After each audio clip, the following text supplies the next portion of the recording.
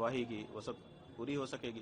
तभी तो जो फर्जी मुकदमा बना करके हमारे ऊपर दायर किया गया है उसकी सच्चाई सबके सामने आएगी।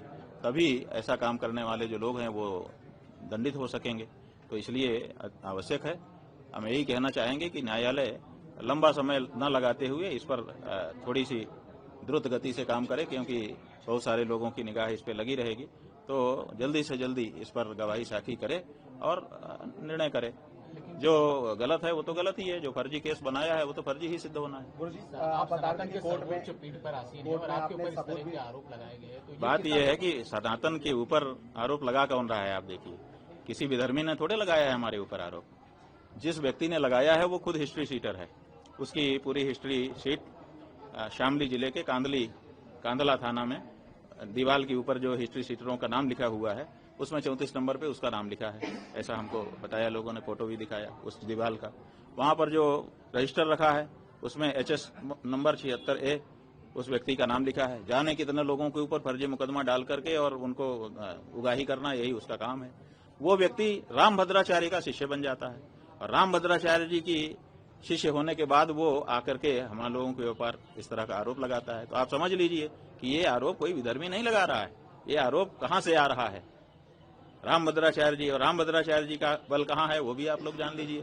तो गौ माता की जो आवाज हम उठा रहे हैं, इस आवाज को बंद करने के लिए सारे प्रयत्न हो रहे हैं। उन्हीं में से एक प्रयत्न ये भी है। महाराज जी, आप कह रहे थे कि कोर्ट में सब साक्ष्य देने के बाद भी मुकदमा कैसे दर्ज हो गया? ऐसा है कि मुकदमा तो दर्ज होगा ना। बिना मुकदमा दर्ज हुए जांच कैसे होगी? और बिना जांच के अगर खारिज कर देगा तो आप कहेंगे साहब बिना जांच के खारिज कर दिया। इसलिए मुकदमा दर्ज होकर के उस पर जांच होकर के दूध का दूध पानी का पानी होना, यही प्रक्रिया है। और ये प्रक्रिया बिल्कुल सही है, हम स्वागत करते हैं। आगे कार्रवाई आप आगे को कैसे तैयारी करेंगे? हमारी क्या तैयारी है? देखिए, जो सच है उसको क्या तैयारी करना है। उन्होंने झूठा केस बनाया है और उन्होंने कल हमारे अधिवक्ता ने आप लोगों को बताया था कि उन्होंने 2 एफिडेविट दाखिल किए हैं। दोनों में 2 कहानी है। यहीं से मामला खत्म हो गया। एक व्यक्ति शपथ पत्र पर 2 कहानी देता है, इसका मतलब उसकी एक कहानी तो झूठी है ना। आप इसी से अंदाजा लगा लीजिए।